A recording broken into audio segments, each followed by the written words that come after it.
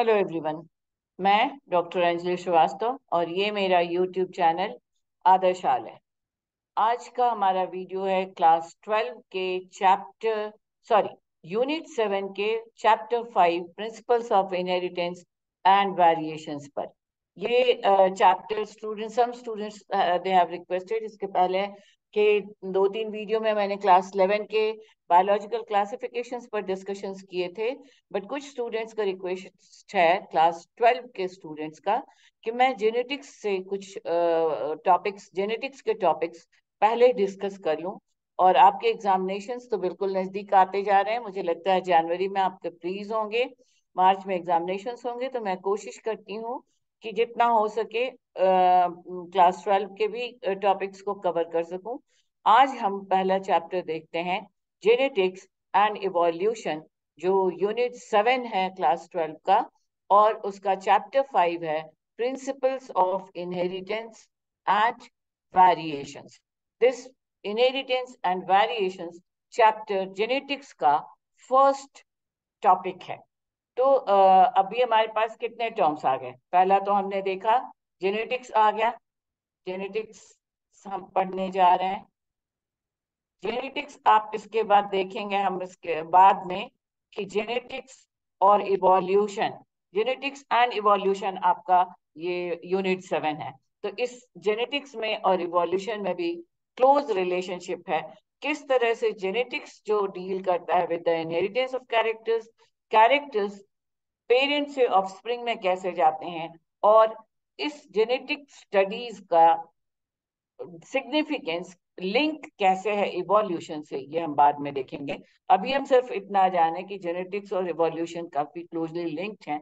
और एक इम्पॉर्टेंस तो जेनेटिक्स एंड इवोल्यूशन का बड़ा बेसिक भी है कि जब जेनेटिक्स लाइट में आया था, एक्चुअली 18th सेंचुरी में फादर ग्रेगर जॉन मेंडल, जिसको आज जिनको आज जिसको नहीं जिनको आज हम फादर ऑफ जीन जेनेटिक्स या फादर ऑफ जेनेटिक्स के बारे में जानते हैं, जब इन्होंने अपने पब्लिकेशंस किए, अपने एक्सपेरिमेंट्स, अपने नॉलेज को, अपने ऑब्जर्वेशंस को पब्लिश करने की कोशिश की, तो उस समय डार्विनिज्म का हंगामा मचा हुआ था in mid of the 18th century, जिसमें ट्रेगर जॉन मेंडल, जो एक सिंपल मॉन्क थे, एक मठ के पुजारी थे जो बहुत ज्यादा नेचर लवर थे, और वहाँ अपने मठ में वो जो अवेलेबल स्पेस था उसमें बेसिकली उन्होंने प्लांट पर जेनेटिकल स्टडीज किए थे। बट तब वो हिडन रह गया था ऑलमोस्ट फॉर अ सेंचुरी। और 19th सेंचुरी में जब फिर से cell biology, cytology, genetics, cytogenetics सब के बारे में जाना गया, तो रिकॉल किया बिटसन एंड पनेट ने कि ये सारा कुछ सबसे पहले 18th सेंचुरी में बहुत जमाना पहले ग्रेगर जॉन मेंडल ने बताया था। और फिर उनकी थेरीज को रिकॉल किया गया आफ्टर हिज डेथ, और तब ही उनको उनकी थीरीज को पहचाना गया, जेनेटिक्स में उनका इंपॉर्टेंस जाना गया, और तब उनको नवाजा गया फादर ऑफ जीन जेनेटिक्स के अवार्ड से।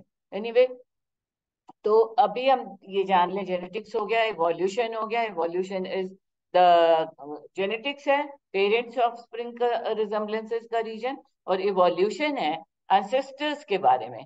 पहले प्रिमिटिव ऑर्गेनिजम्स कैसे हायर इवॉल्व ऑर्गेनिजम्स के एंसेस्टर्स हो सकते हैं, that is the descendants of the ancestors, इसके बारे में इवोल्यूशन बताता है। इनके बीच में लिंक क्या है ये हम बाद में देखेंगे।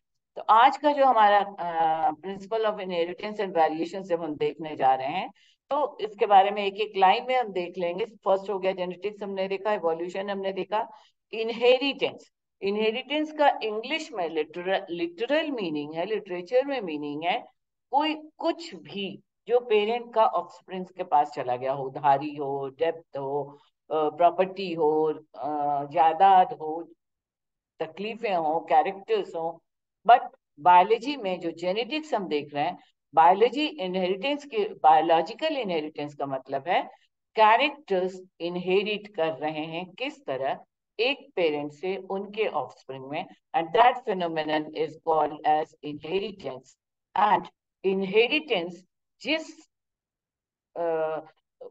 इंसिडेंट के, जिस फिनोमेनन के अंतर्गत हम पढ़ते हैं जिस इनहेरिटेंस के बारे में, that is called as heredity. तो एक नया टर्म आ गया इनहेरिटेंस के साथ साथ, एक नया टर्म आ गया हेरिडिटी।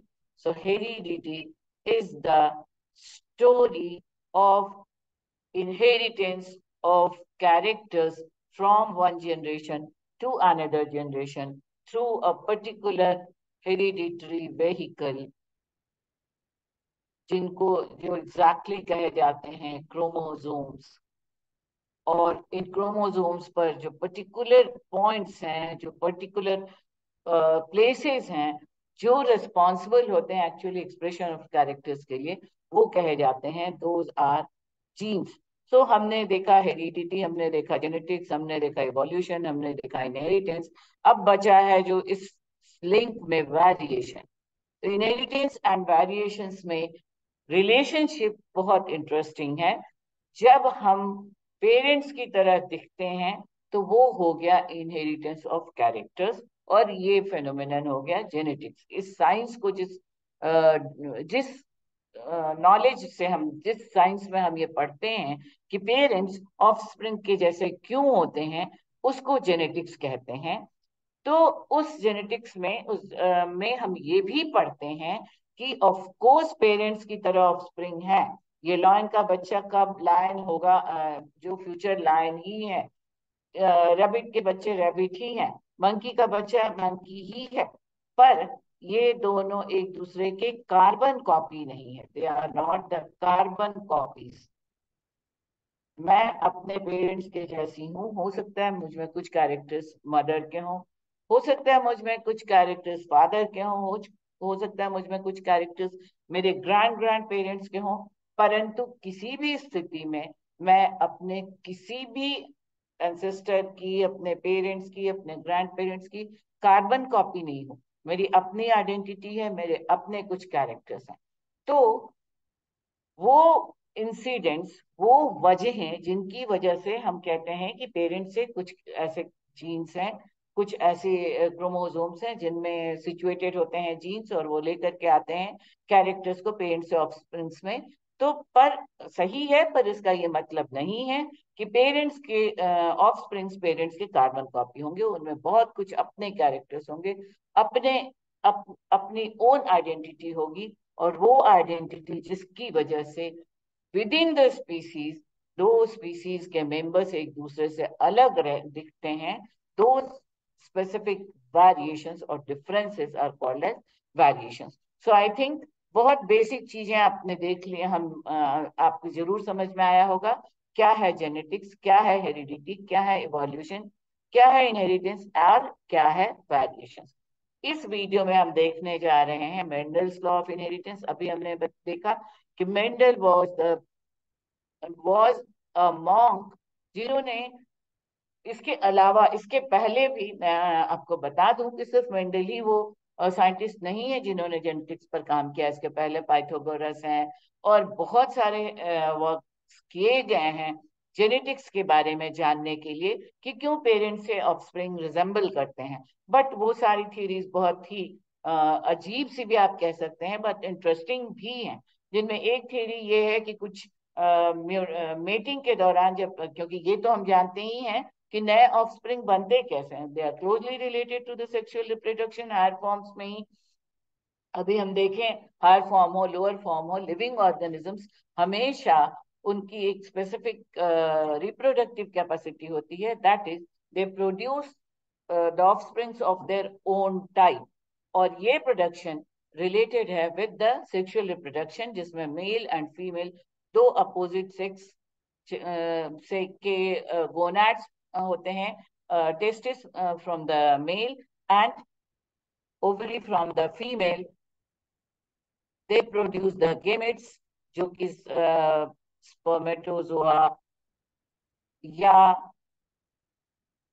प्लांट्स में ये स्पर्मेटोजोआ की जगह इनको पॉलन ग्रेन्स कहते हैं, जो मेल रिप्रोडक्टिव पार्ट के गेमेट्स बनाते हैं। और एनिमल्स में तो प्लांट हो या एनिमल हो, फाइनली ये ओवम ही या ओवरी ही होता है जो प्रोड्यूस करते हैं ओवम, और ये फ्यूज करते हैं और हैप्लॉइड नंबर ऑफ क्रोमोसोम्स इनके होते हैं जिन जो मिलकर के बनाते हैं जाइगोट, जो डिप्लॉइड नंबर होता है।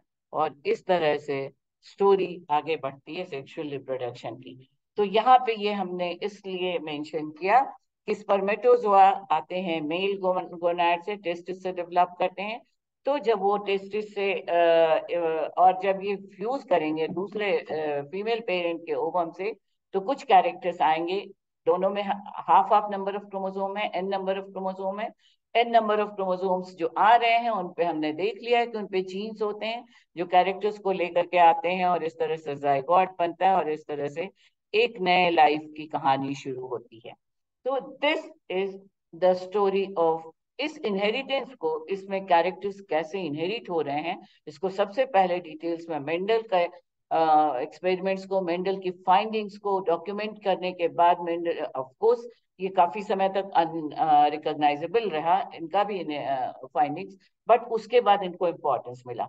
इसके पहले की जो थियरीज थी उसमें किसी एक थियरी ने कहा कि जो सीमेन आता है मेल का उसके स्मेल से कैरेक्टर्स रिजेंबल कर जाते हैं। किसी ने कहा फीमेल फ्लूइड से में जो स्मेल है उसके वजह से कैरेक्टर्स रिजेंबल करते हैं। कुछ ने अदर एनवायरमेंटल फैक्टर्स बताए। तो बहुत तरह की विचित्र विचित्र सी भी स्टोरीज आई हैं जिनके बारे में यहाँ जानना जरूरी नहीं क्योंकि उनको कोई एक्सेप्टेंस नहीं मिला। जो फर्स्ट एक्सेप्टेंस मिला वो भी काफी सालों के बाद, वो था Mendel's laws of inheritance. that was supposed to be the basic of the basis of the today's genetics. आज का जो जेनेटिक्स हम जानते हैं जिसमें हम बहुत कुछ जान चुके हैं, साइटोलॉजी और साइटोटेक्निक्स और जेनेटिक्स अपने पीक पर है इस समय, और हम इसके बहुत सारे फैक्ट्स जान चुके हैं, बट बेस इनका मेंडल्स लॉ ऑफ इनहेरिटेंस से या मेंडल्स जेनेटिक्स से ही शुरू हुआ है। तो ये हम देखेंगे डिटेल्स में।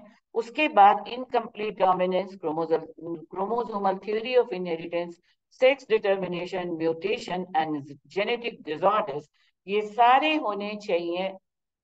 These are the reasons how the variations of inheritance तो हम देखेंगे मेंडल्स लॉज के दौरान, और बाकी के जो फैक्टर्स हैं इनको these are the reasons of variations।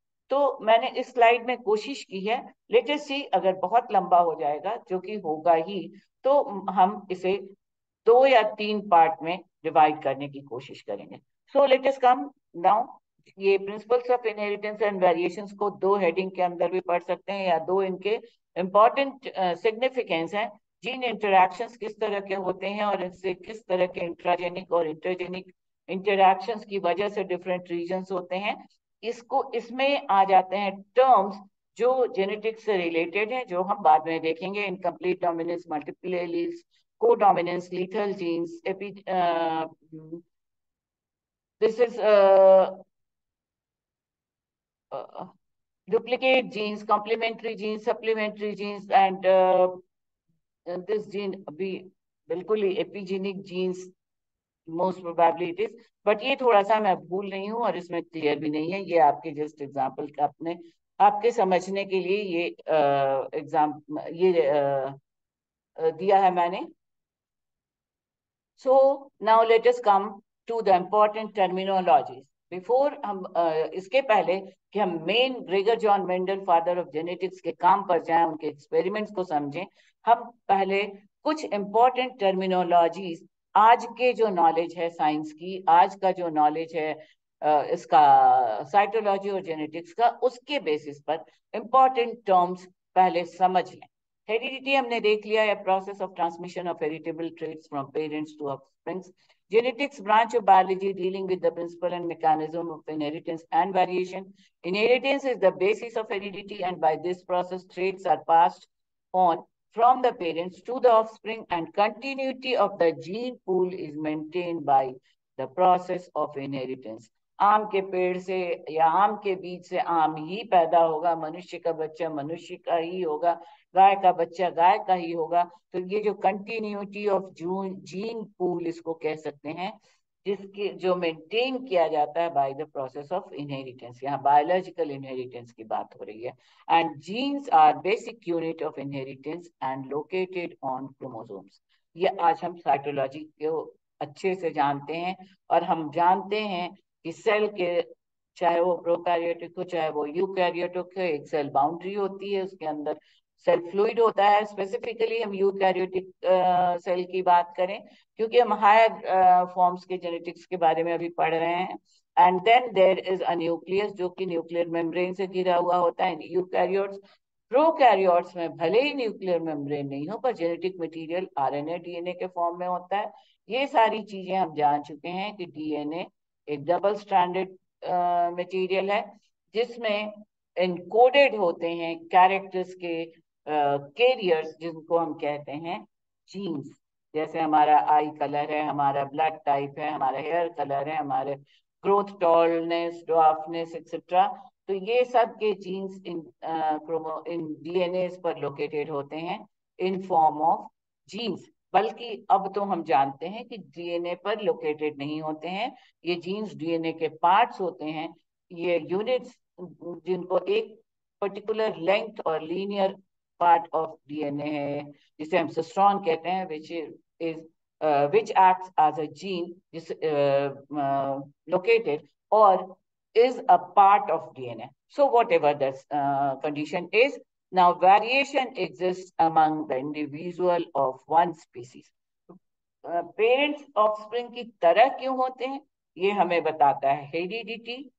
ये फेनोमेनन को करता कहा जाता है इनहेरिटेंस। और एग्जैक्टली कार्बन कॉपी क्यों नहीं होते हैं, अलग अलग आइडेंटिटी क्यों होती है ऑफस्प्रिंग्स की, ये बताता है variations. Variation is due to crossing over, recombination, mutation, environmental effects on the expression of genes presenting on chromosomes। तो variations की बहुत सारी वजहें हैं। हम जब ये क्रोमोसोम्स इनहेरिट कर रहे हैं एक जनरेशन से दूसरे जनरेशन में, उस दौरान इनमें बहुत सारे चेंजेस आते हैं जिसको हम क्रॉसिंग ओवर कहते हैं। इस क्रॉसिंग ओवर की वजह से नए कॉम्बिनेशन क्रोमोसोम्स के बनते हैं जिनमें जीन्स की पोजीशन भी न्यू कॉम्बिनेशन हो जाती है, तो that is called as recombination. बहुत बार एडिशनल चेंजेस डीएनए में हो जाते हैं ड्यू टू डिफरेंट म्यूटाजेंस, बहुत सारे एजेंट्स की वजह से, एनवायरमेंट की वजह से, और वो नए तरह के क्रोमोसोम्स बना देते हैं जिनमें जीन्स का अरेंजमेंट कुछ अलग हो जाता है पेरेंट से, जो कि वेरिएशन की वजह बनता है। So these are the reasons of the variations. So this variation we have seen. Now gene already we have seen, हम जीन को डिफाइन कर सकते हैं like the story and the DNA is the language that story is written in. जैसे Hindi English में भाषा में लिखी जाती है कहानियां, तो एक जीवन की स्टोरी को हम कह सकते हैं कि वो एक जीवन की स्टोरी, हमारे जीवन की स्टोरी, आपके जीवन की स्टोरी, हर लिविंग बीइंग के जीवन की कहानी है जो बनाई गई है उनके जीन्स के द्वारा, और उस या लिखी गई है। और वो जो भाषा जिसमें लिखी गई है, ना वो हिंदी है, ना इंग्लिश है, ना स्पेनिश है, बल्कि वो डीएनए के फॉर्म में लिखी गई है। और ये डीएनए कहा जाता है, पहले हम कहते थे कि क्रोमोसोम्स पे रहते हैं, अब हम कहते हैं क्रोमोसोम्स के पार्ट हैं। अब आते हैं अलील्स। तो व्हाट आर अलील्स? जैसा आप देख रहे हैं और जैसा आप पढ़ते हुए आए हुए हैं, आपने पढ़ा होगा कि जीन्स हमेशा पेयर्स में रहते हैं। Genes are always present in pairs. जब भी क्रोमोसोम पर हैं, ये एक जैसे आई कलर का एक क्रोमोसोम, या ये क्रोमोसोम्स भी पेयर्स में रहते हैं। हम इसके बाद देखते हैं ह्यूमन क्रोमोसोम्स के एग्जांपल के साथ कि 23 पेयर्स होते हैं, जिसको हम कैरियोटाइप किसी इंडिविजुअल का जब हम एक्सप्रेस करते हैं तो वो टर्म होता है कैरियोटाइप, होता है पेयर्स ऑफ क्रोमोसोम्स। जैसे ह्यूमन का है 23 पेयर्स ऑफ क्रोमोसोम्स कैरियोटाइप, जिसमें 22 पेयर्स आइडेंटिकल होते हैं और एक डिफरेंट होता है जिसे हम सेक्स क्रोमोसोम कहते हैं। तो इन आइडेंटिकल क्रोमोसोम्स पे, जैसे मान लीजिए कि आई कलर का जीन है, तो इसका लोकेशन इस क्रोमो एक पेयर पे एग्जैक्टली सेम होगा। यहाँ पे अगर ये आई कलर का जीन है तो एग्जैक्टली इस पोजीशन पे इस दूसरे जो इसका पेयर्ड जीन है वो भी होगा। तो दिस पेयर्ड कंडीशंस में ये जो एक पेयर पे सेम लोकेशन पे जीन्स का प्रेजेंस होता है, तो ये जीन्स कहे जाते हैं अलील्स ऑफ ईच अदर। ये अलील कहे जाएंगे, ये आई कलर का जो जीन है, they are the alleles of each other. और ये अलील्स का ज्यादा इंपॉर्टेंस इसलिए है कि जब एक जैसे आइडेंटिकल हैं, जैसे मान लीजिए आई कलर रेड, सॉरी, आई कलर रेड अब ड्रोसोफिला में होता है। हम अगर ह्यूमन के कंसर्न में बात करें तो ब्लू या ब्लैक ज्यादातर होता है या ग्रे होता है। से ये अगर ये ब्लू आई कलर के बारे में या नॉर्मल जो वाइल्ड आई कलर है, ब्लैक आई कलर, मान लीजिए ये ब्लू है या ब्लैक है, तो इसके जीन्स हमने अभी भी देखा कि इस यहाँ पर पेयर में होंगे आई कलर के gene, vote ever it is, से इट इज आर और इट इज आर, अगर हम इसको डिनोट करें तो आर आर अगर ये है तो ये these are the same alleles हो गए। बट कभी कभी ऐसा होता है, अभी हम इसको देखेंगे law of dominance and recessiveness में, कि ये जो जीन्स अलाइक हैं एक पेयर पे, पर अलील्स अलाइक नहीं हो सकते हैं। अच्छा, बेहतर होगा कि हम टी टी का एग्जांपल लेके चलें, क्योंकि जो कि ग्रेगर जॉन ने मेंशन किया है अपने एक्सपेरिमेंट्स में, क्योंकि इसके बाद हम वहीं पहुंच रहे हैं मेंडल्स एक्सपेरिमेंट्स पे। तो ग्रेगर जॉन मेंडल ने जीन को फैक्टर की तरह मेंशन किया था, और कैपिटल टी से मेंशन किया था कि ये रिस्पॉन्सिबल होते हैं टॉलनेस के लिए, और इनके जो रिसेसिव अलील्स हैं that is mentioned by the small T. तो ये this is responsible for these recessive alleles are responsible for dwarfness. तो अगर कैपिटल टी है तो टॉलनेस आएगा, और स्मॉल टी है तो ड्वार्फनेस आएगा।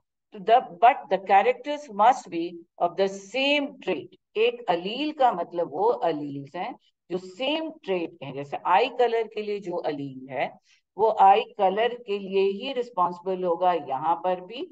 अब इसको हम मेंशन करते हैं, आई कलर अगर आर आर है तो ये जीन्स सेम जीन्स हैं और सेम अलील्स हैं।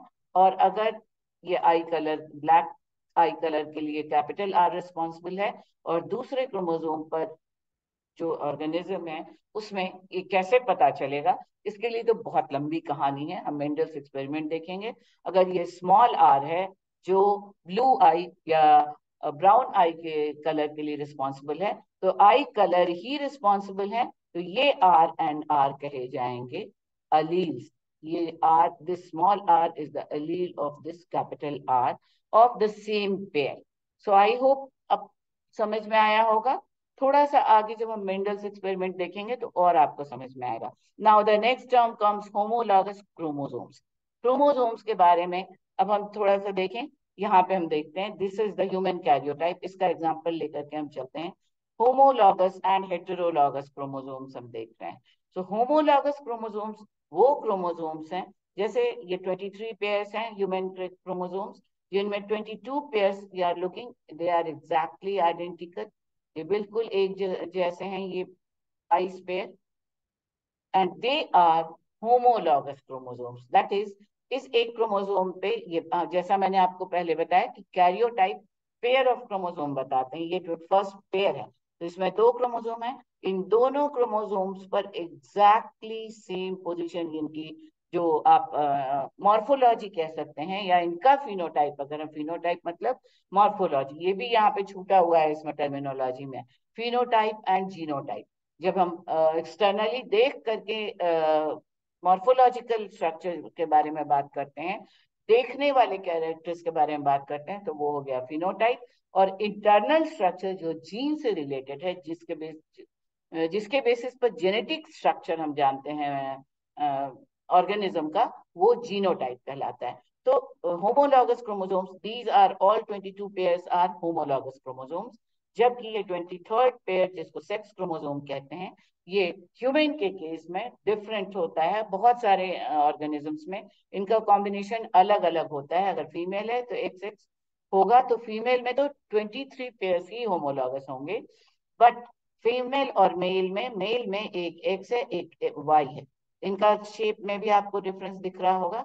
तो ऐसे पेयर्स को हम नॉन होमोलॉगस क्रोमोसोम्स कहते हैं। नॉन होमोलॉगस क्रोमोसोम्स दूसरी तरह से भी आप समझ सकते हैं कि नॉन होमोलॉगस क्रोमोसोम्स ये भी हैं, जैसे ये जो होमोलॉगस क्रोमोसोम का पेयर है, इसका अगर एक पेयर को देखें तो एक पेयर नहीं, एक आर्म को देखें तो this arm of this pair of homologous chromosome will be non homologous to this arm of the second pair of homologous chromosome. These two arms are non-homologous. I think आपको समझ में आ रहा होगा। ये दोनों क्रोमोसोम्स एक पेयर के जो हैं, ये दोनों क्रोमोसोम्स होमोलॉगस क्रोमोसोम्स हैं, बिल्कुल एक जैसे, फिनोटाइप में भी और जीनोटाइप में भी इनके जीन्स बिल्कुल आइडेंटिकल हैं। भले अलील्स डिफरेंट हों, बट जीन्स बिल्कुल, आई कलर का जीन यहाँ है तो यहाँ भी होगा, हेयर कलर का जीन यहाँ है तो यहाँ भी होगा। अब वो अलील्स डिफरेंट डोमिनेंट या रिसेसिव हो सकते हैं, बट वो हेयर कलर के बिल्कुल एक जगह होंगे। बट तो वो हो गए होमोलॉगस क्रोमोसोम्स। और क्रोमोसोम के ऐसे आर्म जिन पर जीन्स डिफरेंट हैं, अब ये जो नॉन होमोलॉगस क्रोमोसोम है, इसका सेम लोकेशन भी हो, पर ये gene responsible for different character होगा। तो ये दो क्रोमोसोम के आर्म्स, दो पेयर ऑफ क्रोमोसोम की जो आर्म्स हैं, अलग अलग पेयर के, they are the non homologous chromosomes. I hope कि आप समझ रहे होंगे कि होमोलॉगस क्रोमोसोम्स क्या हैं एंड नॉन होमोलॉगस क्रोमोसोम्स क्या हैं। ये एक पेयर है तो ये दोनों होमोलॉगस क्रोमोसोम्स हैं। दूसरा पेयर है जिसमें जीन्स डिफरेंट हैं तो वो नॉन होमोलॉगस या हेटेरोलॉगस क्रोमोसोम्स हो गए। ये CHS is denoting chromosomes. So then comes the homozygous and heterozygous. अभी हमने देखा homologous and heterologous, अब हम देखें homozygous and heterozygous. So homozygous and heterozygous are the organisms. Actually, there it is nothing but the homologous and heterologous chromosomes जैसे होते हैं। उसी तरह से जब जाइगोट, अभी हमने देखा कि जाइगोट बनते हैं, एक गैमेट मेल से आता है, एक गैमेट फीमेल से आता है, दोनों फ्यूज करके जाइगोट बनाते हैं। तो उस जाइगोट में एक पर्टिकुलर कैरेक्टर के जीन्स अगर एक जैसे हैं, पेयर उनका सिमिलर है, तो वो ऑर्गेनिजम्स कहे जाएंगे होमोजाइगस। और अगर उनमें डिफरेंट जीन्स हैं, डिफरेंट अलील्स हैं, तो वो कहे जाएंगे हेटेरोजाइगस। इसका एग्जांपल्स हम यहाँ पे डिफरेंस देख सकते हैं। अलील्स में homozygous, they are having the organisms having similar alleles, जैसे कैपिटल टी और स्मॉल टी। जबकि हेटेरोजाइगस में डिसिमिलर अलील्स होंगे। T T T is capital T is for tallness and small T is for dwarfness. तो ये condition अगर है कि सेम लोकेशन पर जो जीन्स हैं वो एक ही कैरेक्टर के हैं, बट सेम ट्रेट के हैं, बट उनके अलील्स डिफरेंट हैं, तो वो हो गए heterozygous. Then homozygous, they contain either dominant or recessive characters but not both type। homozygous में दोनों तरह के कैरेक्टर्स के जीन्स या एलील्स नहीं हो सकते हैं एक पेयर में, चाहे वो टी टी होंगे, कैपिटल टी और small T. But capital T और स्मॉल टी का जो कैरेक्टर है, दिस कंडीशन शोज द हेटेरोजाइगोसिटी, मतलब वो ऑर्गेनिज्म जिनमें दो डिफरेंट एलील्स हैं एक पेयर में। They are true breeding for a specific trait and produce progeny having same genotype and phenotype on selfing। Selfing is self crossing, self pollination हो गया या self fertilization हो गया, सेम इंडिविजुअल के mail and female gamete fuse करें। और true breeding, अब ये एक टर्म आ रहा है ट्रू ब्रीडिंग, इसको हम मेंडल एक्सपेरिमेंट जब देखेंगे तो हम इसका डिटेल्स देखेंगे। ट्रू ब्रीडिंग कैसे डिसाइड करते हैं, द ट्रू ब्रीडिंग और प्योर ब्रीडिंग और एंड हाइब्रिड फॉर्म्स कैसे डिसाइड होते हैं, इसके लिए मेंडल ने बहुत मेहनत की। 9 इयर्स तक उन्होंने एक्सपेरिमेंट्स किए, 7 कैरेक्टर्स कंसिडरेशन में लिए, 7 to 9 इयर्स, 9 जनरेशंस पे उन्होंने काम किए। 7 इयर्स तक उनका काम था, 7 कैरेक्टर्स उन्होंने कंसिडर किए। हम मेंडल्स के एक्सपेरिमेंट्स पर अब आते हैं तो उनके बारे में देखेंगे। सो this is for the non homologous and homologous chromosomes. Homologous, ये डायग्राम्स आप अपने आंसर्स के लिए homologous and non homologous chromosomes, ये आपके अपने आंसर्स के लिए आप ये सारे डेफिनेशंस, ये रिप्रेजेंटेशंस, डायग्राम्स, लेबलिंग, ये अपने आंसर्स के लिए आप ले सकते हैं। सो ये आपको दिखा रहा है अलील्स कैसे हैं। This is the example of alleles, जिसमें कि ब्लू कलर कब आता है, ब्लैक कलर कैसे आता है। सो अलील्स क्रिएट डाइवर्सिटी। जब एक pair of gene, same trait के एक पेयर ऑफ जीन में दो डिफरेंट अलील्स हैं, तो वो कॉज करते हैं डाइवर्सिटी के लिए। तो दिस इज द अलील कैसे है, जीन्स क्या है। ह्यूमन कैरियर टाइप तो बहुत बार हमारे कंसिडरेशंस में आएंगे। only one type of gametes are formed, either capital T और small t. Definitely जब ये गेमेट बनेंगे, मान लीजिए इनका टी टी है, होमोजाइगस तो इनको एक ही जैसे इनके एलील्स होने हैं. डेफिनेटली जब दो एलील गेमेट्स बनेंगे तो सेग्रीगेट होंगे डिप्लॉयड फॉर्म हैप्लॉयड फॉर्म में. तो सॉरी, ये स्मॉल टी होगा, ये कैपिटल टी. तो एक तरह के गेमेट बनेंगे इसमें. चूंकि दो तरह के एलील्स हैं तो दो तरह के गेमेट्स बनेंगे, चाहे कैपिटल टी के साथ चाहे स्मॉल टी के साथ, हैप्लॉयड फॉर्म्स में. So these are the definitions. ये होमोजाइगस हेटेरोजाइगस हैं. ये डायग्राम्स आप अपने आंसर्स के लिए, अपने एमसीक्यूज के लिए सेलेक्ट कर सकते हैं. Now these are the definitions जो हम देख चुके हैं. Morphology, physiology, cytology, behavioural traits, ये सब वेरिएशंस की वजह बनते हैं. वेरिएशंस की वजह से ये सारे ब्रांचेस अफेक्ट होते हैं, ये सारे कैरेक्टर्स अफेक्ट होते हैं. और ये कह सकते हैं हम कि वेरिएशंस की तीन इंपॉर्टेंट वजह हैं: reshuffling of genes and chromosomes. Chromosomes की या जीन्स की रिशफलिंग होती है, नए फॉर्म्स में नए तरह के अरेंजमेंट्स दिखाई देते हैं, क्रॉसिंग ओवर और रिकॉम्बिनेशन होता है, and mutation and effect of environment. तो म्यूटेशन वो चेंजेस हैं, क्रॉसिंग ओवर और रिकॉम्बिनेशन लिंकेज इसके साथ जुड़ा हुआ होता है. Linkage and crossing over is the phenomenon जिसके जो ये एक्सप्लेन करता है कि पेरेंट्स में जब ऑफस्प्रिंग से क्रोमोसोम्स या जीन्स इनहेरिट करते हैं तो क्लोजली रिलेटेड कैरेक्टर्स या ट्रेट्स एक साथ जाने की टेंडेंसी रखते हैं, उसको लिंकेज कहते हैं. बट कभी कभी इस पूरे फेनोमेनन के दौरान सेल डिवीजन जब होता है, मियोसिस जब होता है, तो ये फेल हो जाते हैं लिंक्ड जीन्स एक साथ ट्रैवल करने के, और नए कॉम्बिनेशंस बन जाते हैं. उसको हम क्रॉसिंग ओवर या रिकॉम्बिनेशन कहते हैं.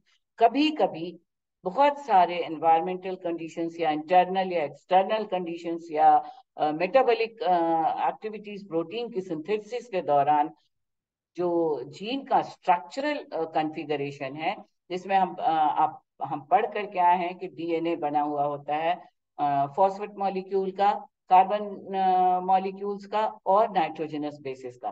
तो ये nitrogenous bases type of genes या क्रोमोसोम पर जो कैरेक्टर्स इनहेरिट होते हैं जो कि प्रोटीन की सिंथेसिस की वजह से होते हैं, वो डिसाइड करते हैं. तो नाइट्रोजनस बेसिस के लेवल पे अगर कोई चेंज आ जाता है तो वो पॉइंट म्यूटेशन हो जाता है, और प्रोटीन के लेवल पे चेंज आते हैं तो वो नया टाइप ऑफ अमाइनो एसिड के कॉम्बिनेशन बना देते हैं, जिसको हम फ्रेम शिफ्ट म्यूटेशन कहते हैं. तो these all things we will see in the upcoming videos. अगर हम एक ही वीडियो को पूरा में, हालांकि इस प्रेजेंटेशन में सारे वीडियोस मैंने, सारे पॉइंट्स मैंने मेंशन किए हुए हैं, but it is going to be very very long और वो थोड़ी बोरिंग हो जाएगी. तो मैं इससे कोशिश करती हूँ कि जितना हो सके एक वीडियो में कंबाइन करूं. बट मुझे लगता है कि ज्यादा सही होगा कि फर्स्ट पार्ट में हम टर्मिनोलॉजीज तक लिमिटेड रहें, सेकेंड पार्ट में हम Mendel's experiments and laws of inheritance देखें, और थर्ड पार्ट में वेरिएशन से रिलेटेड टॉपिक्स देखें. तो ज्यादा अंडरस्टैंडेबल होगा आपके लिए genetics. So in this video I am confining up to the terminologies, जिसमें कुछ टर्मिनोलॉजीज हमने देख लिए हैं, कुछ टर्म्स हमने देख लिए हैं. हम ग्रेगर जॉन मेंडल के एक्सपेरिमेंटिंग मेथड्स को भी इस वीडियो में देखते हैं. Laws of inheritance and variations, दो वीडियो में भी हम इसे, इस पूरे स्टोरी को, इस पूरे चैप्टर को खत्म कर सकते हैं. सो लेट अस सी. यहाँ तक हो गया आपका टर्मिनोलॉजी. एक और इम्पॉर्टेंट चीज यहाँ पे जानना जरूरी है. Mendelian inheritance reflects the rules of probability. Mendel भले ही डिग्री वाइज उनके पास बहुत ज्यादा क्वालिफिकेशन नहीं था, डिग्री नहीं थी, बट नॉलेज उनका बहुत था. मेंडल ने अपने जितने एक्सपेरिमेंट्स किए उनके कंक्लूजन्स में उन्होंने अप्लाई किया रूल्स. मैथ्स की एक थ्योरी आती है, थ्योरी ऑफ प्रोबेबिलिटीज और पॉसिबिलिटीज. किस किस तरह की पॉसिबिलिटीज हो सकती हैं जब गेमिट्स बन रहे हैं तब, और जब गेमिट्स रीजॉइन कर रहे हैं तब जो रिजल्ट होंगे डिफरेंट टाइप्स ऑफ प्रोजेनीज के अपीयरेंस में। तो that is called as the reflecting the rules of probability. अब ये सब लैंग्वेज आप ये अपने एमसीक्यू के लिए ले सकते हैं। Probability of tossing heads with normal coin is 1:2। तो दिस ये थ्योरी, जैसे इसका एग्जांपल में उन्होंने मेंडल ने एक एग्जांपल लिया पर्पल फ्लावर, जिसको डिनोट किया कैपिटल पी से, P and white flower with small P. और ये जब अलग हुए, जब गैमेट्स फॉर्मेशन हुए, तो इससे कैपिटल पी बनेगा नेचुरली, यहाँ भी कैपिटल पी, यहाँ भी capital P. all the possibilities, they have worked on all possibilities, और capital P and small p's बने। Now F1 generation, this is again to be noted कि मेंडल्स ने जितने ऑफस्प्रिंग्स आए अपने एक्सपेरिमेंट्स में, उन्होंने उनको डिनोट किया F1 F2। पहले एक्सपेरिमेंट से पहले फर्स्ट ब्रीडिंग एक्सपेरिमेंट उन्होंने किया, ब्रीड कराया, रिजल्ट जो मिले उनको F1 जनरेशन या फर्स्ट फीलियर जनरेशन से डिनोट किया। So this is also F1 is the first filial generation। और इसी तरह से F1, F2, F3, F4 generations दे मेंडल मेंशन करते गए अपने हर लेवल पर जो रिजल्ट्स उन्होंने ऑब्टेन किया उसके रेशियो को दिखाने के लिए। उसके बाद उन्होंने यूज किया Punnett square method. Punnett was the scientist जिन्होंने इस तरह से क्रॉस चेकर बोर्ड बना करके पॉसिबिलिटीज, थ्योरी ऑफ पॉसिबिलिटीज को एक्सप्लेन करने के लिए पुनेट ने इस तरह के चेकर बोर्ड्स बनाए, जिसे पुनेट स्क्वायर भी कहते हैं या पुनेट स्क्वायर भी कहते हैं। तो ये हो गया F1 जनरेशन में ऑल पॉसिबिलिटीज। एक कैपिटल पी का गैमेट बना, एक स्मॉल पी का गैमेट बना। इनको किस किस तरह से ये क्या क्या पॉसिबिलिटीज हैं इनके ज्वाइन करने के during their fusion, gamete formation के दौरान। तो that has been shown by the this Punnett square method में शो किया। This is the all capitals, दोनों कैपिटल हैं, दैट इज पर्पल, एक कैपिटल एक स्मॉल पर्पल, एक कैपिटल एक स्मॉल पर्पल, और दोनों स्मॉल पी व्हाइट। इसको हम कैसे एक्सप्लेन किया मेंडल ने, ये मेंडल एक्सपेरिमेंट जब हम देखेंगे तब देखेंगे। So these are the terms used for the study of the inheritance and variations. ये कुछ इंपॉर्टेंट, अभी इसमें बहुत कुछ आएंगे, मोनो हाइब्रिड क्रॉस आएगा, डाई हाइब्रिड क्रॉस आएगा, टेस्ट क्रॉस आएंगे, फिनोटाइप जीनोटाइप ये हमने देख लिया। फिनोटाइप जीनोटाइप तो मैंने लिखा नहीं है, but phenotypic or the phenotype is the morphological expression, देखने में external appearance कैसा है, that is phenotype, और जीनिक कॉन्फ़िगरेशन कैसा है, genotype, that will be phenotype। Genes का कॉन्फ़िगरेशन, पेयर में जीन्स कैसे हैं, that is called as genotype. ये कि आप जरूर ऐड कर लीजिएगा अपने नोट में। Genotype is the genic configuration of the individual और द ऑर्गेनिज्म। जैसे जीनोटाइप, फिनोटाइप है पर्पल फ्लावर, और इसका जीनोटाइप अब यहाँ पे होगा, अगर कैपिटल, दोनों कैपिटल भी हो सकते हैं, यहाँ दोनों कैपिटल हैं, यहाँ एक कैपिटल एक स्मॉल है, फिर भी ये पर्पल है। फिनोटाइप इसका पर्पल है, और जीनोटाइप इसका कैपिटल पी और स्मॉल पी है। तो ये सिमिलर भी हो सकता है, आइडेंटिकल भी हो सकता है, नॉन आइडेंटिकल भी हो सकता है। यहाँ पे जो व्हाइट फ्लावर है इसका जीनोटाइप स्मॉल पी है, जबकि ऑल जो F1 जनरेशन में जो ऑब्जर्वेशन था 75x25 का, दैट इज वेरी इंटरेस्टिंग। ये हम अभी एक्सपेरिमेंट जब देखेंगे तब देखेंगे। Now come to the Gregor John Mendel's experiments, जिनको फादर ऑफ जीन जेनेटिक्स कहा गया है। और जैसा मैंने आपको पहले बताया, ग्रेगर जॉन मेंडल एक मठ के पुजारी, जिसको मॉन्क कहते हैं, फादर थे, जिनके पास बहुत स्पेसिफिक डिग्रीज नहीं थी, बट वो नेचर लवर थे। नेचर प्लांट्स, उनके मठ में बहुत स्पेस अवेलेबल था, जहाँ बहुत तरह के प्लांट्स थे, और जहाँ प्लांट्स होंगे बट नेचुरल एनिमल्स भी थे। तो ग्रेगर जॉन मेंडल ने सारे वर्क जो आज के दिन में जो ग्रेगर जॉन मेंडल के जेनेटिक्स के एक्सपेरिमेंट्स के बारे में जो हम पढ़ रहे हैं, इनहेरिटेंस के लॉज के बारे में, और जितने कितने तरह के उन्होंने कैरेक्टर्स कंसीडर किए, वो सारा रिलेटेड है P plant, that is Pisum sativum, जिसका जूलॉजिकल नेम है। बाइनोमियल नॉमेनक्लेचर हम देख करके आ रहे हैं। पी प्लांट पर ही सारे कैरेक्टर्स जो एक्सप्लेनेशंस दिए जिन्होंने मेंडल ने अपने डॉक्यूमेंटाइज किया जिन अपने एक्सपेरिमेंट्स को, वो स्टैब्लिश्ड किया गया। वो सारे ऑब्जर्वेशंस बेस्ड हैं पी प्लांट पर इसके पहले मेंडल ने एनिमल्स पर भी काम करने की कोशिश की थी। उन्होंने इस पे कुछ इंसेक्ट्स भी सेलेक्ट किए थे मुख्य रूप से, जिसमें हनी बीज आते हैं। एपिस पर भी काम किया, कुछ और ऑर्गेनिजम्स पे काम किए। पी प्लांट के पहले भी उन्होंने बहुत सारे प्लांट्स जो वहां उनके मठ में अवेलेबल थे उन पे काम करने की कोशिश की, but finally he has confined to the pea plants due to various reasons, जिसमें अगर हम उनको शॉर्ट करें कि क्यों पी प्लांट को उन्होंने सेलेक्ट किया, तो in short we can say कि P plant has many distinct contrasting characters. बहुत ही डिस्टिंक्ट, दैट इज उनके इस पी प्लांट में बहुत मेंडल ने ऑब्जर्व किया कि ब्लेंडिंग कैरेक्टर्स नहीं है, डिस्टिंक्ट कंट्रास्टिंग कैरेक्टर्स हैं। प्लांट या तो टॉल है या ड्वार्फ है।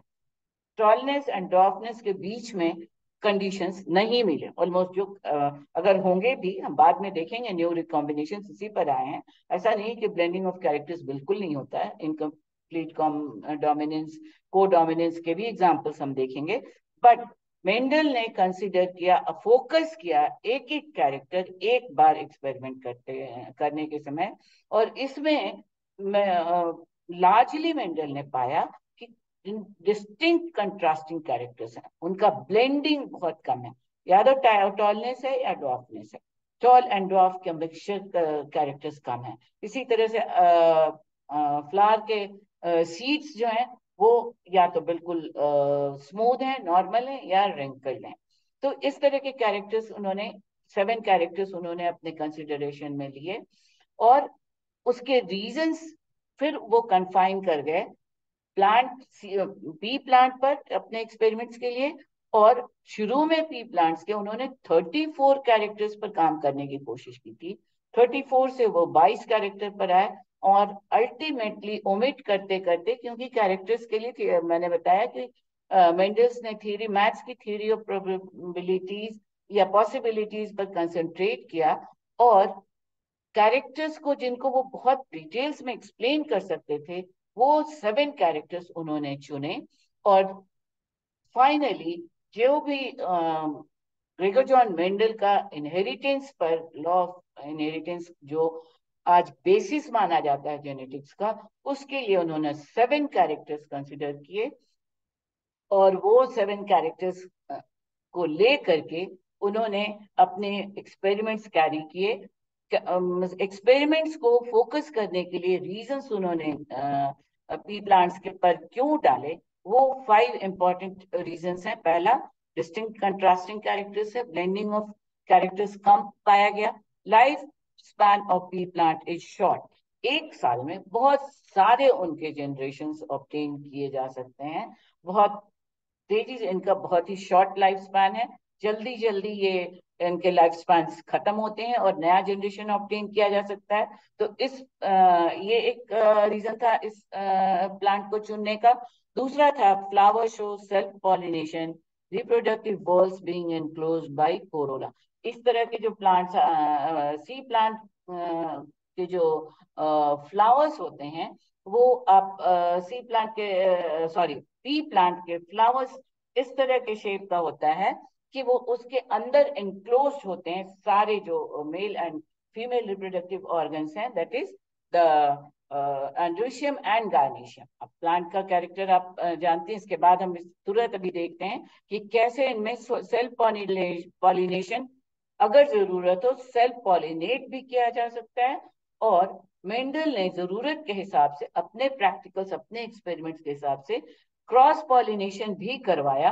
तो उसके लिए भी उन्होंने एंथर्स को, पॉलिन ग्रेन्स को अलग किया बाय अप्लाइंग सर्टेन मेथड्स, और क्रॉस पॉलिनेशन के लिए अटेम्प्ट किया, बट जहां वो चाहते थे उन्होंने सेल्फ पॉलिनेशन को भी पी प्लांट में अलाउ किया जा सकता है. So it is flower shows self pollination. और रिप्रोडक्टिव वर्ल्स, पूरा reproductive organ, mail and female organs एक कोरोला के अंदर, कोरोला, कैलिक्स, ये सब पार्ट्स हैं एक फ्लावर के. आप को याद होगा अगर फ्लावर का कैरेक्टर, कोरोला, कैलिक्स, एंड्रीशियम, गार्निशियम, ये सब पार्ट्स हैं एक फ्लावर के, जो बहुत ही इनक्लोज, एक वॉल ऑफ कोरोला में इनक्लोज होते हैं. जस्ट लेट अस सी. हम ये पी प्लांट के, ये दिस इज द वॉल, इसके अंदर यहाँ पे आप देख सकते हैं, इसके अंदर इनक्लोज हैं फीमेल पार्ट भी और मेल पार्ट भी, जो सेल्फ पॉलिनेशन के लिए बहुत फेवरेबल कंडीशन है. Then it is usually easy to artificially cross pollinate also. Pea flowers को क्रॉस पॉलिनेशन भी इनमें आसानी से कुछ प्रैक्टिसेस लगा के, कुछ प्रैक्टिसेस करके, जिसको हम अभी देखते हैं, इमैस्कुलेशन, बैगिंग, डस्टिंग, ये प्रोसेसेस से बहुत आराम से क्रॉस पॉलिनेशन भी कराया मेंडल ने. The hybrid thus produce were fertile. Usually ज्यादातर क्रॉस पॉलिनेशन हायर फॉर्म्स में जब कराया जाए तो जो hybrid, and again the comes the term hybrid.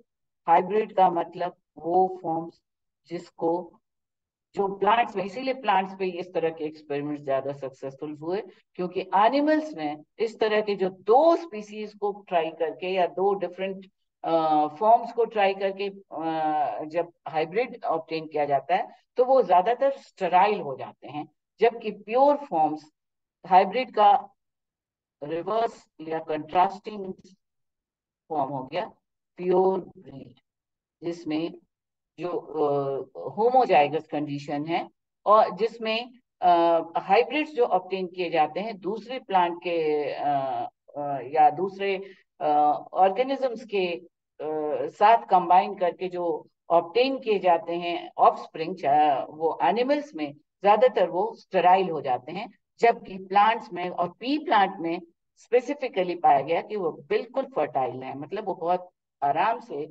उनको वो आगे ऑफस्प्रिंग्स प्रोड्यूस कर रहे हैं. Now working method of Gregor John Mendel, he studied only one. अब ग्रेगर जॉन ने क्यों पी प्लांट सेलेक्ट किया ये हमने देखा. अब उन्होंने जब अपने एक्सपेरिमेंट्स कंडक्ट किए तो he has focused on these 4 points very specifically. एक बार में उन्होंने सिर्फ एक कैरेक्टर पढ़ा, एक कैरेक्टर पर ध्यान दिया. जैसे एक एक्सपेरिमेंट में सबसे पहले उन्होंने टॉलनेस एंड ड्वार्फनेस, ये 7 कैरेक्टर्स उन्होंने कंसिडर किए थे. This is the shape of seed, हो गए smooth and wrinkled. Then tall and dwarf plant, this is the axial और terminal flower. Axial terminal flower हो गए जो टिप ऑफ ब्रांच पर होते हैं, और एक्सियल फ्लावर होते हैं जहां लीफ निकलता है, उनके एक्सिस से जो फ्लावर निकलते हैं. So this is the axial flower, this is the terminal flower. Then green और येलो पॉट्स, 7 कैरेक्टर्स के बारे में हम बात कर रहे हैं. पॉट्स, मटर की जो फली होती है वो या तो ग्रीन है या येलो. ब्लेंडिंग कैरेक्टर्स बहुत कम पाए गए, और पर्पल और व्हाइट फ्लावर्स. तो कलर ऑफ फ्लावर हो गया पर्पल और व्हाइट, शेप ऑफ पॉड हो गया, सॉरी, कलर ऑफ पॉड हो गया ग्रीन और येलो, शेप ऑफ सीड्स हो गए ग्रीन और येलो. जो फली के अंदर मटर के सीड्स हैं वो या तो येलो हैं लिए गए या ग्रीन लिए गए. तो ये दो कैरेक्टर्स हो गए. And this is the shape of the seeds हो गया स्मूथ और डेंटेड और रिंकल्ड सीड्स. तो शेप ऑफ सीड्स हो गया, कलर ऑफ सीड्स हो गया, शेप ऑफ पॉट्स हो गया, सॉरी, कलर ऑफ पॉट्स हो गया, देन एक्सियल और टर्मिनल फ्लावर्स हो गए, एंड कलर ऑफ फ्लावर्स हो गए. ये 7 कैरेक्टर्स कंसिडर किए गए. Then the seeds readily available. These are the reasons again. ये सेकेंड ऑथर के द्वारा लिखे हुए रीजंस हो गए. नाउ काम उन्होंने कैसे किया, रीजंस क्यों किया, क्या क्या कैरेक्टर्स कंसिडर किए, अब क्या क्या काम किए, और क्या पॉइंट्स उन्होंने अपने वर्क के एक्सपेरिमेंट्स के लिए फोकस किया. दिस वाज, पहला ये था कि एक बार में उन्होंने सिर्फ एक कैरेक्टर पे काम किया. He used all available techniques to avoid cross pollination.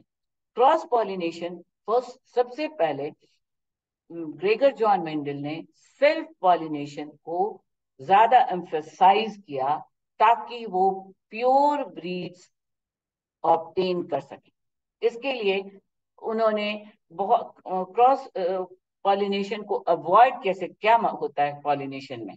आप ये तो जरूर आप पढ़ के आए हैं, reproduction in plants, reproduction in animals. Animals में मेटिंग होती है और फ्यूजन होता है गेमेट्स का। प्लांट्स में प्लांट का जो मेल पार्ट होता है वो है अंड्रेशियम, जिसमें पाए जाते हैं स्टेमिन, जिसके एंथर्स होते हैं, और एंथर्स के टिप पर प्रेजेंट होते हैं पॉलन ग्रेन्स। ये पॉलन ग्रेन्स जब पॉलिनेट करते हैं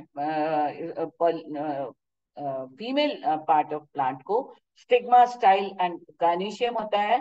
जैसे यहाँ पे अगर हम देखें, मैंने कहीं पे दिया तो है कैरेक्टर्स के बारे में। यस, ये देखिए आपका, ये जो एक्सपेरिमेंट्स उन्होंने किया उसके लिए, दिस इज एक फ्लावर। अगर हम इस तरह से देखें, this is not exactly the मटर फ्लावर, मटर का फ्लावर नहीं है। मटर का फ्लावर ये है, आप देख सकते हैं, ये इस तरह से, ये एक वॉल, कोरोला का पूरा वॉल है, इस जिसके अंदर ये इंक्लोज है फ्लावर के reproductive parts, male and female part. ये है female part, style, stigma, and this is the ovary जहां पर ओवम प्रेजेंट है, and this is the anther filament, ये एक स्टेमेन है, और ये पूरा पार्ट को, पूरे स्टेमेन के बंच को कहते हैं एंड्रोशियम। तो ये अगर हम इस तरह से करें, एक्चुअली इसमें पॉलिनेशन से ही सीड्स बनते हैं। दैट, ये आप जानते हैं कि प्लांट्स में पॉलिनेशन होता है। पॉलिनेशन के लिए ये आंतर जो है, ये जिनके टिप पर ये पॉलन ग्रेन्स हैं, ये पॉलन ग्रेन्स आकर के स्टिग्मा पर गिरते हैं। स्टिग्मा, स्टाइल, ये स्टिग्मा फीमेल पार्ट का, जिस ये जो लॉन्ग ट्यूब है ये स्टाइल का है, जिससे पास होकर के पॉलन ग्रेन पहुंचता है यहाँ ओवरी तक। यहाँ पर ओवम है, यहाँ से फर्टिलाइजेशन होता है और नए सीड्स बनते हैं।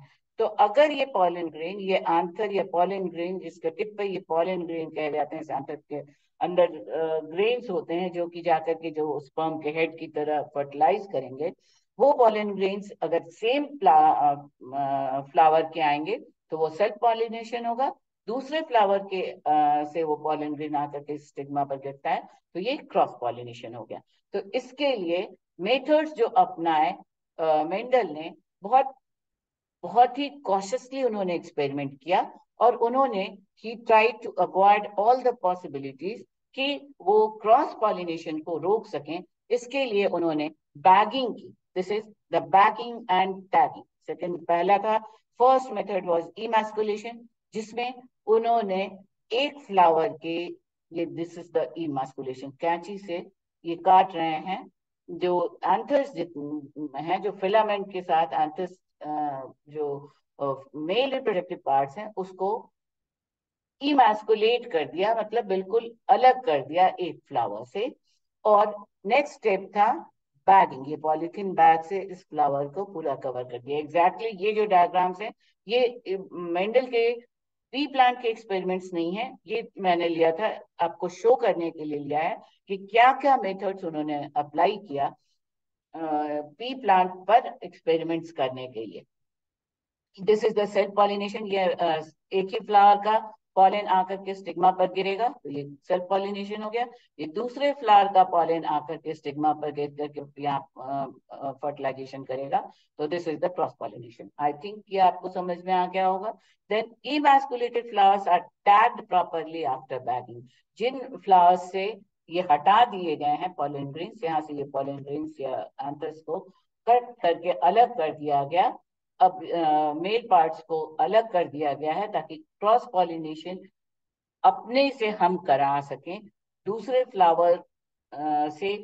क्योंकि बहुत सारे बटरफ्लाईज हैं, बहुत सारे एजेंट्स हैं जिनकी वजह से ये पॉलन ग्रेन्स आते हैं, और इनका प्रोपेगेशन होता है, ट्रांसमिशन होता है। तो उस कंडीशन को अवॉइड किया जा सके, इसके लिए उस इमैस्कुलेटेड फ्लावर को पॉलिथीन बैग से कवर कर दिया गया है, और इसकी टैगिंग कर दी गई। टैगिंग में details of cross, date of emasculation, date of pollination, number of flowers emasculated, ये सारे इस टैगिंग में लिखे रहते हैं। तो this is the second method, that is the bagging and tagging, जिसको डिटेल्स यहाँ से भी स्टेप्स आप देख सकते हैं। ये जो बहुत सारे डिजीजेस वगैरह के लिए एक्सपेरिमेंट्स भी किए गए थे, जिस उनका डिटेल्स है, बट ये मेथड्स मेंडल ने अपनाए, और इस तरह से This is the carpel, that is the part of the female reproductive system. And these stamens he has removed, इसको remove कर दिया गया, इसकी bagging कर दी है, और ये pollinated carpel का pod जब मिला है planted seed का एक generation का, इस तरह से F1 generation obtain किया गया, examined offspring all purple flowers. So this was the method how the Mendel conducted his experiments. He applied mathematics and statistics to analyze the results obtained by him. ये तो हम पहले भी देख चुके हैं कि मेंडल ने ऑल थ्योरीज ऑफ पॉसिबिलिटीज पर को अप्लाई किया अपने रिजल्ट्स को एक्सप्लेन करने के लिए. Then Mendel selected 7 contrasting characters of garden pea for his hybridization experiments, and these 7 characters जो we have already seen, जो 7 characters. Now these details again are for specifically for your own answers. MCQs के लिए, small questions के लिए, short questions के लिए आप ये सारे डिटेल्स ले सकते हैं. अदरवाइज ये हम कुछ इंपॉर्टेंट टर्म्स हम देखते हुए आए हैं. नाउ ये experiments, this in this slide we are looking into certain, जैसे होमोजाइगस हम देख चुके हैं, जीनोटाइप देख चुके हैं, फिनोटाइप देख चुके हैं, बट इसमें कुछ और भी कैरेक्टर्स हैं, जीन्स देख चुके हैं. इस जीन्स को जो हमने देखा है, इसके लिए एक इम्पॉर्टेंट पॉइंट जानने की ये है कि मेंडल के समय साइटोलॉजी इतनी एडवांस नहीं थी. हम नहीं जानते थे साइटोलॉजी में वो क्या चीज है जो कैरेक्टर्स को इनहेरिट करके एक जनरेशन से दूसरे जनरेशन ले जाता है. पर जैसे एक एग्जांपल हम मेंडल के एक्सपेरिमेंट को समझने के लिए, ये एक एग्जांपल हम देखते हैं जिसमें मेंडल ने एक प्योर टॉल लिया और एक प्योर ड्वार्फ लिया. अब again the condition came here, इसका मतलब क्या है, प्योर टॉल और प्योर ड्वार्फ कैसे ऑब्टेन किया मेंडल ने. तब तो हम साइटोलॉजी जानते नहीं थे, बहुत ज्यादा टेक्निक्स, सेल के क्या क्या पार्ट कब कब गैमेट्स बनते हैं, तो कैसे सेपरेट होते हैं, कैसे फ्यूज होते हैं, बहुत डिटेल साइटोलॉजी का खासतौर से मेंडल नहीं जानते थे. उन्होंने प्योर फॉर्म्स ऑब्टेन करने के लिए कई कई जनरेशंस किए. जैसे उन्होंने जब एक टॉल प्लांट सेलेक्ट किया अपने एक्सपेरिमेंट्स के लिए, इस तरह से मान लीजिए उन्होंने एक टॉल प्लांट सेलेक्ट किया, तो इस प्लांट को वो सेल्फ पॉलिनेट कराते गए, और कई जनरेशन तक जब उन्होंने प्लांट को सेल्फ पॉलिनेट किया प्योर टॉल को, तो अगर उन्हें जितने भी टॉल प्लांट्स मिले उनको उन्होंने अपने एक्सपेरिमेंट्स के लिए सेलेक्ट किया. और ड्वार्फ प्लांट कहाँ से आए ये हम मेंडल के एक्सपेरिमेंट को देखेंगे तब समझेंगे. पर ये ड्वार्फ प्लांट को वो ओमिट करते चले गए. 1 2 3 4 तब तक ये एक्सपेरिमेंट वो कंडक्ट करते चले गए जब तक कि उन्हें ड्वार्फ प्लांट मिलना बंद नहीं हो गया. एक कैरेक्टर, ये जो हम देख रहे हैं, हम एक कैरेक्टर के बारे में बात कर रहे हैं. इसी तरह से उन्होंने ये ऑल 7 कैरेक्टर्स के लिए प्योर फॉर्म्स ऑब्टेन किए. जितने भी ड्वार्फ कैरेक्टर्स आते गए, ड्वार्फ प्लांट्स आते गए, उनको वो ओमिट करते चले गए. तो इस तरह से उन्होंने प्योर टॉल प्लांट्स ऑब्टेन किए और उनको अलग किया. फिर इसी तरह से प्योर ड्वार्फ प्लांट्स भी उन्होंने ऑब्टेन किए. और फिर उन्होंने मेंडल के पहले एक्सपेरिमेंट में उन्होंने एक प्योर टॉल प्लांट लिया, एक प्योर ड्वार्फ प्लांट लिया, एक बड़ा लंबा प्लांट लिया, एक छोटा प्लांट लिया. इनको जीनोटाइप के लिए डिनोशन के लिए हम मान लेते हैं कि उन्होंने कैपिटल टी से डिनोट किया, और ड्वार्फ प्लांट का इसका recessive Aleel, dominant and recessive अलील अभी हम देखेंगे, बट अलील हम देख चुके हैं कि इनके रिसेसिव अलील्स को कंसिडर किया सेम कैरेक्टर सेम ट्रेट के लिए. कैपिटल टी दिखाया टॉलनेस के लिए और स्मॉल टी माना उन्होंने ड्वार्फनेस के लिए. जब इसको इन्होंने क्रॉस पॉलिनेट कराया, here is the cross pollination. 2 pure plant हैं, एक टॉल एक ड्वार्फ, इसकी क्रॉस पॉलिनेशन कराई. और इसके पहले मेंडल श्योर हैं कि ये टॉल प्लांट भी प्योर ब्रीड है, मतलब इसमें ड्वार्फनेस के कोई कैरेक्टर्स नहीं है. और ड्वार्फ प्योर ड्वार्फ लिया जिसमें टॉलनेस के कोई कैरेक्टर नहीं है. जब इनको उन्होंने क्रॉस पॉलिनेट कराया, और क्रॉस पॉलिनेट के बाद जब F1 जनरेशन आया, तो ये उन्होंने देखा कि F1 जो पहला जनरेशन मिला उसमें जितने भी प्लांट्स थे सब टॉल थे. अब इसकी थ्योरी ऑफ पॉसिबिलिटीज पे अगर हम बात करें तो इससे मैक्सिमम 2 तरह के गेमेट्स बनेंगे, दोनों में सेम कॉम्बिनेशन होगा, कॉम्बिनेशन नहीं, सेम ट्रेट होंगे, सेम जीन होगा, टॉलनेस का जीन यहाँ पे और ड्वार्फनेस का जीन यहाँ पे।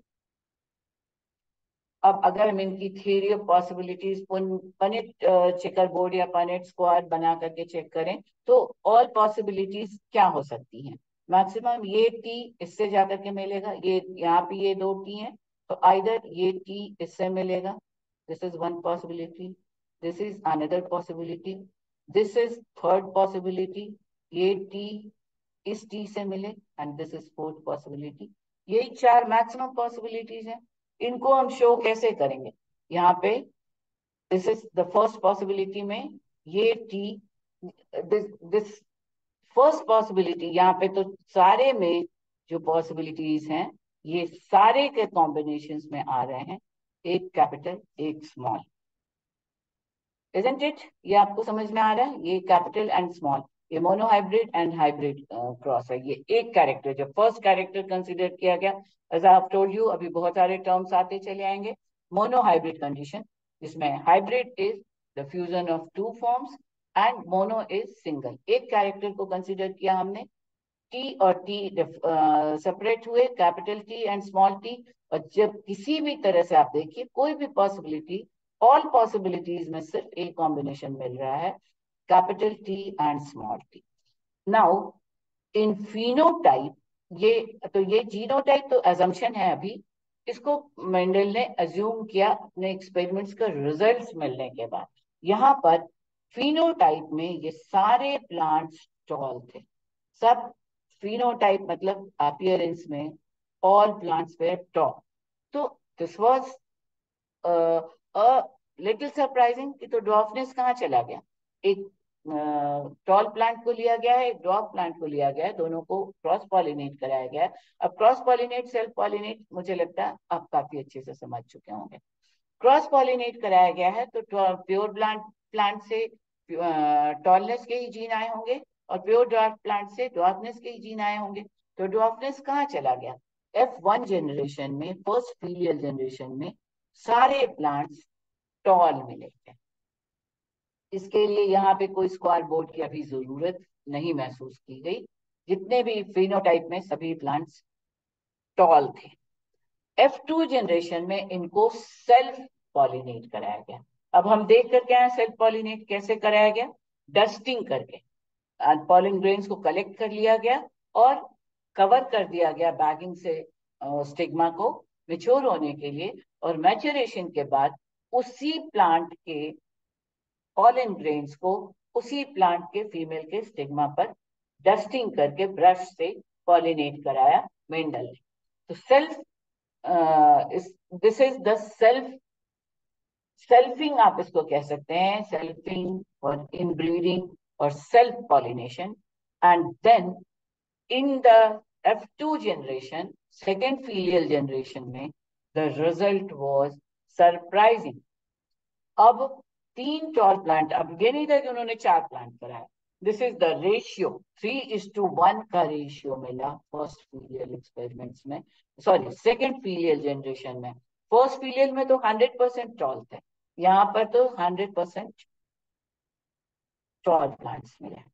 नाउ F2 जनरेशन में 3:1 का जनरेशन रेशियो मिला, that is 75% plants were tall and 25% plants were dwarf।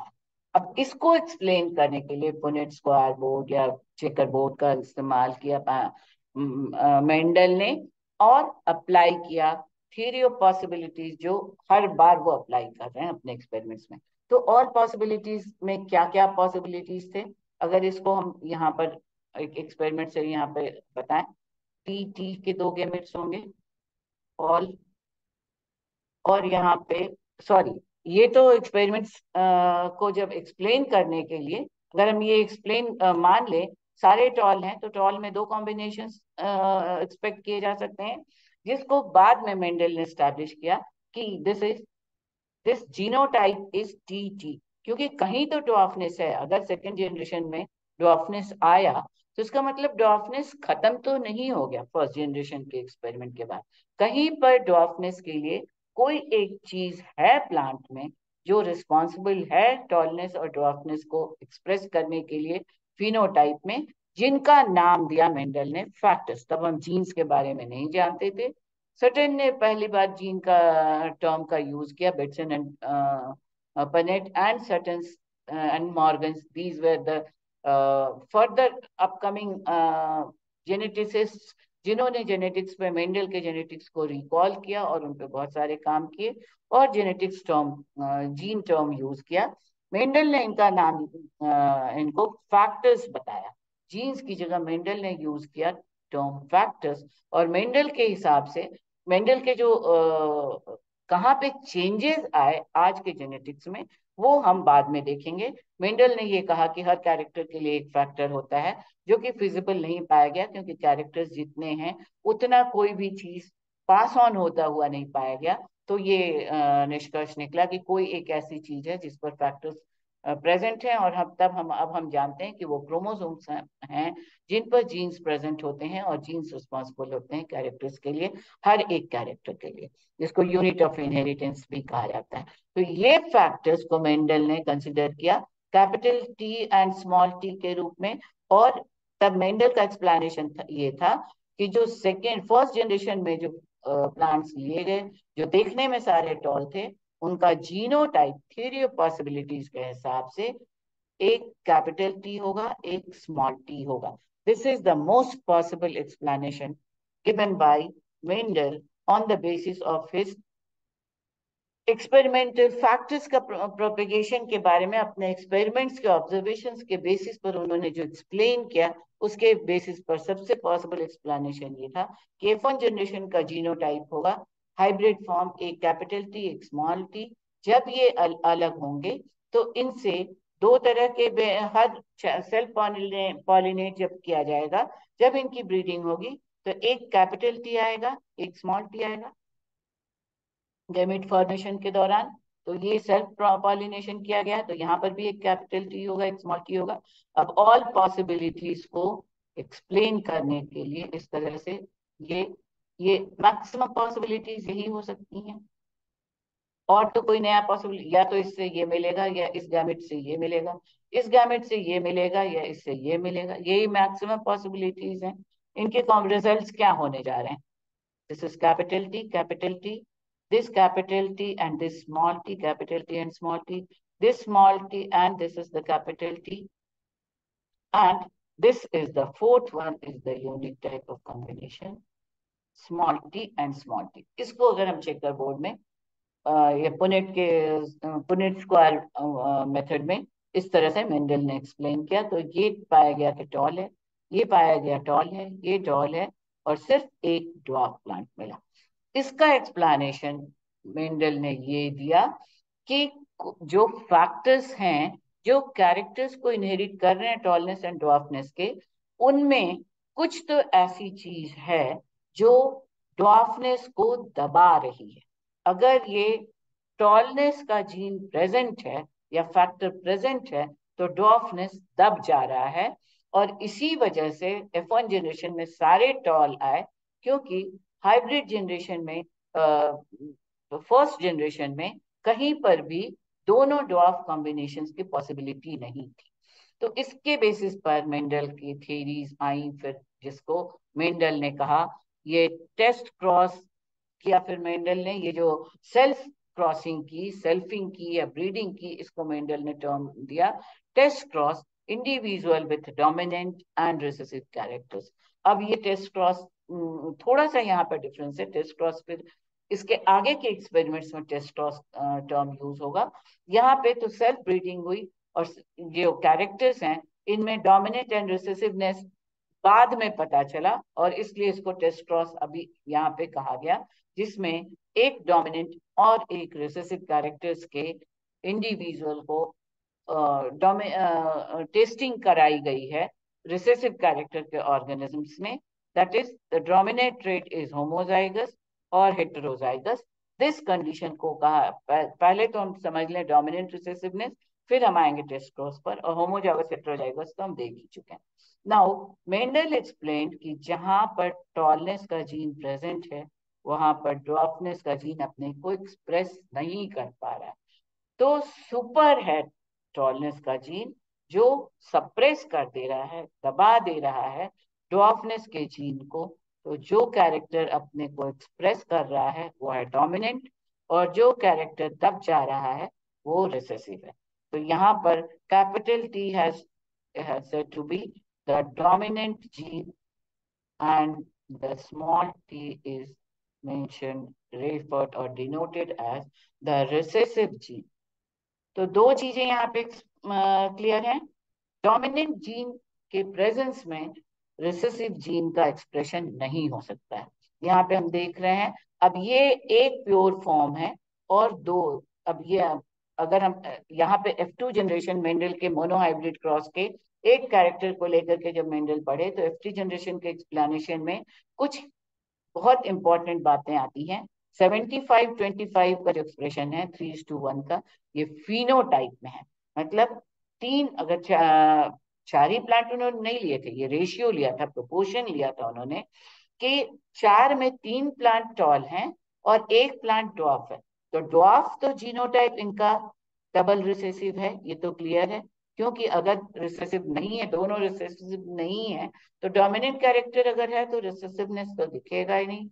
तो अगर ड्वार्फनेस दिखा है तो इसका मतलब दोनों कैरेक्टर्स उसके रिसेसिव ही हैं।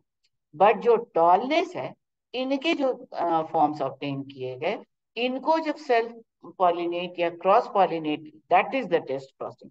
अब इनको डबल रिसेसिव फॉर्म से जब टेस्ट क्रॉस कराया गया है dominant and trait and recessive trait के साथ, तो उसको टेस्ट क्रॉस किया है। और टेस्ट क्रॉस क्यों कराया गया, उसके रिजल्ट्स क्या मिले, दैट वी विल सी जब हम law of dominance recessiveness, law of inheritance पर आएंगे। तो यहां पर ये देखा गया कि फिनोटाइप में ये रेशियो 1:2:1 का मिला। F2 जनरेशन मोनोहाइब्रिड क्रॉस है। F1 जनरेशन में सारे टॉल, दैट इज सारे डोमिनेंट कैरेक्टर के दिखे। और F2 जनरेशन का genotype, phenotype is 75-25, 3:1, this is the phenotype. And genotype में इट इज द जीनोटाइप जिसमें रेशियो है 1:2:1। एक प्योर टॉल प्लांट है, दो हाइब्रिड टॉल प्लांट है जिनमें कैपिटल टी की वजह से ड्वार्फनेस दब जा रहा है, और एक ड्वार्फ प्लांट है। So this ratio has been explained as 1:2:1 is in genotype and 3:1 is the phenotype. So here I think अब तक आपको काफी क्लियर हो चुका है कि किस तरह से मेंडल ने अपने एक्सपेरिमेंट्स किए, किस तरह से उन्होंने प्योर फॉर्म ऑब्टेन किया, किस तरह से उन्होंने हाइब्रिड्स को एक्सप्लेन किया, कैसे उन्होंने ये 7 पेयर्स ऑफ कैरेक्टर्स उन्होंने चुने। These are the 7 pairs, 1 2 3 4 5 6 7। Then these are the methods, इस तरह से उन्होंने इमैस्कुलेशन किया, बैगिंग की इसकी, उसके बाद उसकी डस्टिंग की, क्रॉस पॉलिनेशन या सेल्फ पॉलिनेशन जो जरूरत थी वो कराया, और उसके बाद सीड्स ऑब्टेन किए and results F1 F2 generations मिले। So these are the explanations. So with this आज का जो एक्सपेरिमेंट है, ये 7th स्लाइड के साथ हम आज की वीडियो को कंप्लीट करते हैं। अब monohybrid cross and dihybrid cross, जब एक कैरेक्टर को कंसिडर किया मेंडल ने, तो उस क्रॉस को उन्होंने कहा मोनोहाइब्रिड क्रॉस। जब एक साथ दो कैरेक्टर्स कंसिडर किए गए जिसमें एक tallness and colour of flower, दो कैरेक्टर्स कंसिडर किए गए हैं, और उसका एक्सप्लेनेशन यहाँ पे, this is the die hybrid cross का रेशियो एक्सप्लेनेशन। मोनोहाइब्रिड क्रॉस का एक्सप्लेनेशन है 3:1 और 1:2:1 का, this is in F2 generation. Monohybrid cross का रिजल्ट है।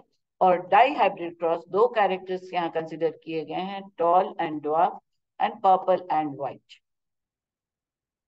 Colour of flower and size of plant, दो कैरेक्टर्स कंसिडर किए गए।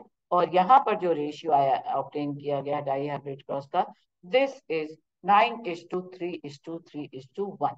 मतलब 9 हैं जिनसे प्लांट्स टॉल भी हैं और कलर है पर्पल। ये ऑब्जर्व किया मेंडल ने कि purpleness is the is dominant over the whiteness. जहां पर पर्पल जीन प्रेजेंट है वहां पर व्हाइटनेस अपीयर नहीं होता है। व्हाइटनेस तभी अपीयर होता है जब दोनों जीन प्रेजेंट है, प्योर फॉर्म प्रेजेंट है, प्योर ब्रीड प्रेजेंट है, जिसमें दोनों ही शॉर्टनेस, यहाँ पे सिर्फ डबल रिसेसिव, यहाँ डबल रिसेसिव क्या है, क्वाड्री रिसेसिव हो गया। दो रिसेसिव कैरेक्टर साइज के हो गए, दो recessive character colour of flower के हो गए। तो 9 हो गए टॉल एंड पर्पल। दिस 9:3:3:1 का एक्सप्लेनेशन है। 9 flowers, 9 plants are tall with purple flower. 3 plants are tall with white flowers. 3 plants are purple flowers and dwarf plants, and one plant is dwarf and white flower. So this is the ratio obtained in F2 generation in dihybrid cross. तो ये monohybrid cross, dihybrid cross, 2 gene inheritance, 3 monohybrid cross, इसी तरह से trihybrid cross. तो ultimately सातों factors को include करके Mendel ने अपने एक्सपेरिमेंट शो किए। बट मेंडल्स के लॉज को समझने के लिए, जो अब अगले वीडियो में देखेंगे, laws of inheritance of Mendel, जो हम 9th वीडियो स्लाइड से देखना शुरू करेंगे अगले वीडियो में। तो आई थिंक यहाँ 8th वीडियो तक, सॉरी 8th स्लाइड तक आपको काफी क्लियर हो चुका होगा जो मेंडल के एक्सपेरिमेंट्स क्या थे, कैसे किए गए, कैसे मेंडल ने अपने एक्सपेरिमेंट्स को एक्सप्लेन किया। So in the next video I will try to release it tomorrow only, ताकि कंटिन्यूटी खत्म नहीं हो। बट इसी एक वीडियो में ये बहुत लंबा हो रहा है, तो हम एक शॉर्ट वीडियो में इसको जो रिकैपिंग करके लॉज ऑफ इनहेरिटेंस देख लेंगे, और थर्ड वीडियो में हम वेरिएशन देखेंगे। तो आई होप आपको ये वीडियो समझ में आएगा। अगर आपको ये वीडियो समझ में आता है, पसंद आता है, तो लाइक कीजिए, शेयर कीजिए, सब्सक्राइब कीजिए, जो कि टोटली फ्री है। और अपने स्टूडेंट, अपने फ्रेंड्स को बताइए। आपके कुछ सजेशंस हो, आपके कुछ अपनी क्वेरीज हो, चैट बॉक्स में लिखिए। फोर्थ वीडियो में हम इनहेरिटेंस एंड वेरिएशंस के रिलेटेड FAQs पर भी डिस्कस करेंगे। So do like, share and subscribe my channel if you like it, to help me growing it, and press the bell icon to get the notifications। आपको नया video कब आ रहा है इसका नोटिफिकेशंस मिले, इसके लिए आप बेल आइकॉन को प्रेस करना या हिट करना नहीं भूलिए।